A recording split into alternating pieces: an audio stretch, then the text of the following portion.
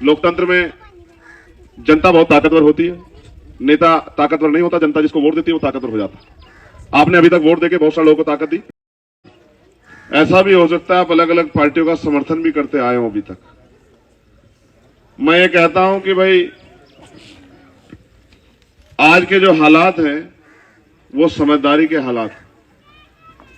एक छोटी सी कहानी मैं महापुरुषों की जो बताई भी है मैं आपको सुनाता हूं। एक बार एक जंगल में आग लग गई। जंगल में एक ऊंचा सा स्थान था, जहां ये जिस तरह का स्थान यहां है, जहां हमारी माए बहनें बैठी खड़ी हैं। तो जब सारे जंगल में आग लगी तो जो उसमें जानवर थे जंगल में, पशु पक्षी, जो एक दूसरे के जाति दुश्मन थे। जैसे सांप और नेवला एक दूसरे के जाति दुश्मन होते, कहीं मौके मिल जाए तो एक दूसरे को उधेड़ फेंके। जैसे शेर और बकरी, जैसे बिल्ली और चूहा। मगर वो सब लोग जानवर होते, पशु पक्षी होते, उन्होंने समझदार दिखाई और उस ऊंचे स्थान पे सब लोग जाके इकट्ठा हो गए। जब आग ठंडी हुई और फिर से जंगल रहने लायक हुआ तो नीचे उतर उतर के अपने अपने काम पे निकल गए। ये इस बात का उदाहरण है कि आज इस देश में जिस तरह से लोकतंत्र को खत्म करने के लिए उत्तर प्रदेश की भाजपा की और केंद्र की सरकार भाजपा की जो कदम उठा रही है, जिस तरह से जो वादे करके सरकारें आई थी कि महंगाई खत्म कर देंगे, तो काफी हद तक महंगाई तो खत्म कर दी है। 350 का सिलेंडर 1150 का कर दिया है। 120-30 रुपए का आने वाला बिजली का बिल 600-700 रुपए कर दिया है। जो सरसों का तेल 60-65 रुपए मिलता था वो 200 रुपए के करीब चढ़ गया है।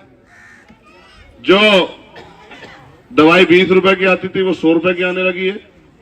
और अगर व्यक्तिगत जीवन में देखना चाहते हो तो यहां से आप जाते होंगे हल्दौर, कितने पैसे लगते हैं? 10 रुपए। पहले कितने लगते थे? 5-7 साल पहले पहले 2 रुपए लगते थे, अब 10 रुपए लगते हैं, यानी कि 5 गुना बढ़ गए। तो इसका मतलब महंगाई तो बढ़ रही है, आमदनी नहीं बढ़ रही। ये तो दिया है भारतीय जनता पार्टी की सरकार ने आपको। ये भी दिया है कि सारे सरकारी स्कूल योजनाबद्ध तरीके से बंद करने की तैयारी चल रही है, जिससे गरीब के बच्चे पढ़ ना पाए। जब आप पढ़ नहीं पाओगे तो मेहनत मजदूरी करोगे तो इतने ही पैसे कमाओगे जितने से राशन की और थोड़ी बहुत जरूरतें पूरी हो सके। कभी भी इस हालात में नहीं जा पाओगे कि सुख सुविधा इस देश में आप ले पाओ। ये जो सरकार है, इन्होंने किसानों ने 13 महीने आंदोलन किया, 700 किसान शहीद हो गए। इस सरकार ने इनसे वादे किए और 1.5 साल बाद किसानों को पता लगा कि सरकार झूठ बोल रही थी। फिर जब वो दोबारा आए तो आंसू गैस के गोले छोड़े, गोली चलाई, 1-2 बच्चों की जान भी चली गई आंदोलन में। तो मेरा ये कहना है आप लोगों को कि जो भारतीय जनता पार्टी की सरकार है, ये सरकार जनता की सरकार नहीं, पूंजीपतियों की, पैसे वालों की, उद्योगपतियों की सरकार है। और इनका एकमात्र उद्देश्य है कि आजादी से जो पहला समय था वो समय इस देश में वापस लौट आए। जब वो समय आ जाएगा तो इस देश में जो पिछड़े वर्ग की जातियां हैं, जिनमें पाल, प्रजापति, सैनी, कश्यप, मौर्य, साक्य, कुशवाहा, भिन्न, निषाद, राजभर, विश्वकर्मा, सैन, जाट, गुर्जर, सैनी और शेड्यूल कास्ट की जो जातियां हैं, चमार, मालवी, पासी, धोबी, कोरी, खटीक, इनके बच्चों को कुर्सी पे बैठने का अधिकार नहीं मिलना चाहिए। ये तैयारी भारतीय जनता पार्टी के लोग कर रहे हैं। वो निशाने पे तो मुसलमान को दिखाते हैं कि हम मुसलमानों के विरोधी हैं। असल ये है कि वो मुसलमानों को सामने करके वो आपका जो स्वाभिमान सम्मान का जीवन संविधान के बाद आपको मिला उसको छीनना चाहते हैं। अगर आपको अपने जीवन को अच्छा बनाना है तो आपको इस भारतीय जनता पार्टी को सबक सिखाना पड़ेगा। और लोकतंत्र में आप सबक लाठी डंडे से नहीं सिखा सकते। लोकतंत्र में सबक सिखाने का एक ही तरीका है कि आप अपनी वोट की ताकत से उनको सत्ता से बेदखल करो और अपने लोगों को ताकतवर बनाओ। आज यहां कोई जाति ऐसी नहीं देश में जो परेशान ना हो। यहां दलित भी परेशान है, पिछड़े वर्ग के लोग भी परेशान है, मुस्लिम भी परेशान है, जैन भी परेशान है, सिख भी परेशान है, ईसाई भी परेशान है। सबकी सामाजिक, धार्मिक, आर्थिक आजादी को कुचला जा रहा है और जनता घुट घुट के मरने के लिए मजबूर है। ये तो और इससे बुरा क्या होगा कि यहाँ महिलाएं भी, बहन बेटियां भी आजादी के इतने दिन बाद तक भी सुरक्षित नहीं, सशक्त नहीं। मैं तो क्योंकि जिस परिवार में जन्मा हूं, मैं तो गरीबी को जानता हूं कि जब गरीब आदमी अपनी बेटी की शादी कराता है या बेटे को पढ़ाता है या फिर अपने बेटे के लिए रोजगार की व्यवस्था करता है तो वो उधार लेता है या अपनी जमीन को गिरवी रखता है या अपने मकान गिरवी रखता है। इस देश में गरीबों की कोई इज्जत नहीं है, क्योंकि जो सरकारें अब तक बनी है या आज जो है, स्पेशली जो आज बनी है, पिछले 10 साल से उससे तो एक सूत्रीय कार्यक्रम है कि वो संविधान को खत्म करके आपके सारे अधिकार खत्म कर दे। जब संविधान नहीं होगा तो वोट का अधिकार भी नहीं होगा, वोट का अधिकार नहीं होगा तो आपकी बस्तियों में भी कोई नहीं आएगा। तो आप चाहे भूखे रहो, प्यासे रहो, परेशान रहो, महिलाओं पर चाहे सुख सुविधा साधन आए ना आए, उनको इससे कोई फर्क नहीं पड़ता। जब उनको फर्क नहीं पड़ता तो हमें भी अपने बारे में सोचना चाहिए कि क्या हम इस देश में गरीब, गुलाम, बेबस, लाचारी होकर रहेंगे। मैंने तो सभी लोगों की लड़ाई लड़ने का काम किया हमेशा, चाहे किसानों के आंदोलन हो, चाहे एनआरसी सीए पे जब मुस्लिम भाइयों के साथ अन्य अत्याचार हुआ उनका आंदोलन हो, चाहे पहलवान बेटियों का आंदोलन हो, चाहे 2 अप्रैल 2018 का आंदोलन हो, चाहे 69 शिक्षक भर्ती का आंदोलन हो, तमाम आंदोलन में, चाहे दिल्ली में जब गुरु घर तोड़ दिया गया, आपके यहां तो शायद अभी बना भी नहीं है, बन जाएगा, चिंता मत करो, मेरी मंगल कामना है, अगली बार आऊं तो यहाँ गुरु घर भी बन जाए, ऐसी भी मेरी प्रार्थना है। तो मैंने तो सभी लड़ाई लड़ी, मगर आज मैं समझ पा रहा हूं कि जब तक सत्ता की ताकत यानी कि आपकी आवाज मजबूत होकर सदन में नहीं जाएगी तब तक आपको कोई सुनेगा नहीं। मेरे दिल में तो बहुत अच्छी इच्छा है, मैंने ये बात अपने इंटरव्यू में बताई कि नगीना के लिए करने के लिए मेरे पास बहुत सारी योजनाएं हैं। जब मुझे मौका मिलेगा तो मैं पार्लियामेंट में जाकर बताऊंगा कि नगीना में क्या होना चाहिए। देखो, आप 17.5 लाख लोग हैं यहाँ वोटर्स, आप सब लोग मिलकर भी अपनी वकालत नहीं कर सकते। जिसको वोट देके चुन के भेजोगे वो जाकर वकालत करेगा, और अगर आपका वकील वहां मजबूत दलील देगा पार्लियामेंट में, तब जाके सरकार आपके बारे में सोचेगी कि इसका आपके क्षेत्र में कुछ होना चाहिए, नहीं होना चाहिए।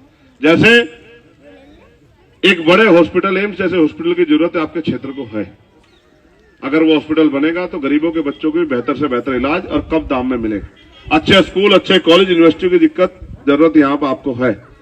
यहाँ बेटियों के लिए अलग से degree college, inter college, medical college की जरूरत यहाँ पर है। उसके साथ साथ जैसे हरिद्वार में, रोशनाबाद में और भगवानपुर में इंडस्ट्रियल एरिया लगा है, इस तरह के इंडस्ट्रियल एरिया लग के नौजवानों को, पढ़े लिखे नौजवान को टेक्निकल और नॉन टेक्निकल रोजगार देने की व्यवस्था यहाँ होनी चाहिए। पढ़े लिखे जो नौजवान है उनको बेरोजगारी भत्ता मिलना चाहिए, जो 500-700 रुपए पेंशन, 500 रुपए मिलती है विधवा को, वृद्धा को, विकलांग को, वो बढ़ के 5,000 रुपए होनी चाहिए। कुटीर उद्योग लगा के बहन बेटियों को रोजगार मिलना चाहिए, जो उनके स्वाभिमान सम्मान की रक्षा हो सके। और तो और किसानों को उनकी फसल के दाम मिलने चाहिए, और धर्म के आधार पर जो हिंसा मुस्लिम समाज के साथ हो रही है वो हिंसा भी बंद होनी चाहिए। जो सिखों के साथ हो रही है वो हिंसा भी बंद होनी चाहिए। जो जैन बौद्ध के साथ हो रही है धर्म के आधार पर गैरभाव, वो भी बंद होनी चाहिए। लेकिन ये सब तभी बंद होगी जब आपके पास राजनीतिक ताकत होगी। जब तक आपके पास राजनीतिक ताकत नहीं होगी तब तक आप इस देश में सांस तो खुली हवा में ले पाओगे, लेकिन इज्जत के साथ जी नहीं पाओगे। इसलिए मैं आपसे अपील करता हूं, मुझसे पहले हमारे वक्ताओं ने बहुत बातें कही, इस बार आप किसी और को न जिताओ, इस बार आप अपने आप जीतने के बारे में सोचो, क्योंकि इस बार आपके बीच का अपना भाई और आपकी लड़ाई को सड़कों पर लड़ने वाला चंद्रशेखर आजाद मैदान में है। और अगर आपने अपनी कीमती वोट को चंद्रशेखर आजाद को दिया तो फिर आपको किसी दूसरे नेता की जरूरत नहीं पड़ेगी, फिर आपको अपनी समस्याओं के लिए रोने चिल्लाने चीखने की जरूरत नहीं पड़ेगी। चंद्रशेखर आजाद भाई बनके, बेटा बनके इस क्षेत्र की सेवा करने का काम करेगा। जिस तरह सड़कों पे लड़ता है उस तरह से पार्लियामेंट में जाके आपके अधिकारों के लिए लड़ेगा, और जो नगीना में अब तक नहीं हुआ उसको, उस बुनियादी जरूरतों को पूरा करने में अपना योगदान देगा। बहुत बहुत धन्यवाद। लेकिन उससे पहले क्या आप हमारा चुनाव निशान जानते हो? उनको पहले महिलाओं को पूछने दो, मुझे चुप हो जाओ। क्या है हमारा चुनाव निशान? इतनी हल्की आवाज में बताओगे तो चलेगा नहीं का। मैं समझता हूं बहुत इंतजार करना पड़ा है, लेकिन इस तरह से बताओ जिस तरह से आपने इस देश में गरीबी बेबसी लंबे समय से सही है, और आज आपको उनकी बेड़ियां काटने का मौका मिला है कि आपकी जिंदगी में सुख सुविधाएं आए। इस बात को ध्यान में रख के बताओ, क्या है हमारा चुनाव निशान? अच्छा, सोचो कि अब आपके गरीबी के दिन बदलने वाले हैं, इस बात को सोच के बताओ, क्या है हमारा चुनाव निशान? क्या है हमारा चुनाव निशान? बताओ भाई, मजा नहीं आ रहा आप लोगों की तरफ से। इतनी सारी बहनें माएं खड़ी है और आवाज ऐसे आ रही है, जोर लगा के बताओ क्या है चुनाव निशान? भाई बताओ, मैं इनका खून हूं। देखो, एक तरफ ये अकेला, एक तरफ ये इतनी बहादुर बहादुर श्रेणियां। बताओ, अच्छा बताओ क्या है हमारा निशान? अब बराबर है। मैं अपने भाइयों साथियों से भी पूछना चाहता हूं, क्या हम आपको हमारा चुनाव निशान पता है? इनसे महिलाओं से भी पीछे रहोगे? बताओ क्या है हमारा चुनाव निशान? मेरा चुनाव निशान है या हम सबका चुनाव निशान है? बताओ। तो बताओ, परिवर्तन चाहते हो नहीं चाहते हो? एक आखिरी बात ये है, आपने 5 साल पहले एक व्यक्ति को यहां से मेंबर ऑफ पार्लियामेंट बनाया, क्या वो 5 साल में आपके किसी काम आया? अगर आप ऐसे व्यक्तियों को चुनकर मौका दोगे तो फिर 5 साल आपको पछताना पड़ेगा। अगर आप चंद्रशेखर आजाद को मौका दोगे तो फिर आपको किसी की तरफ देखना नहीं पड़ेगा कि कोई आपकी लड़ाई, आपको पता है ना भाई, पुलिस से पहले जाती नहीं जाती भीम आर्मी? जाती है नहीं जाती है? हर व्यक्ति के पास बनती नहीं बनती भीम आर्मी? तो अब तो भीम आर्मी के साथ आजाद समाज पार्टी और चंद्रशेखर आजाद भी आपको मुफ्त में मिल रहा है कि भाई यहाँ के लोग तो अगर ताकत देंगे तो यहाँ के लोग से तो दूरी हो ही नहीं सकती। तो 24 घंटे हम सब लोग मिलकर क्षेत्र के विकास के लिए कार्य करेंगे, लोगों के विश्वास को जीतने कार्य करेंगे। बहुत बहुत धन्यवाद। जय भीम, जय भारत, जय संविधान, जय डॉक्टर बाबा साहब अम्बेडकर, जय राष्ट्रपिता ज्योतिबा फुले, जय चौधरी चरण सिंह जी और जय मान्यवर काशीराम साहब। देखो भाई जोर से, क्या है हमारा चुनाव निशान? अब अच्छा इधर भी देख लो जल्दी से, क्या लिखा है पढ़ो, क्या लिखा है पढ़ो। तो देखो भाई बात सुनो, ये साफ सुथरी बात है, जिनसे मुकाबला है बहुत पैसे वाले, उन पर बहुत साधन है। और मैं तो कोई नौकरी रोजगार करता नहीं, आप जानते हो, मैं तो 24 घंटे यही काम करता नहीं करता हूं, ना कोई उद्योग चलाता। तो मैं तो आपसे अपील करूंगा कि ये लड़ाई बहुत महत्वपूर्ण लोगों से है, उनके पास साधन संसाधन मीडिया वीडिया सब कुछ है, मेरे पास तो आप ही लोग हो। तो हमारे नेता काशीराम साहब कहे जो सहारा देगा वो इशारा भी देगा।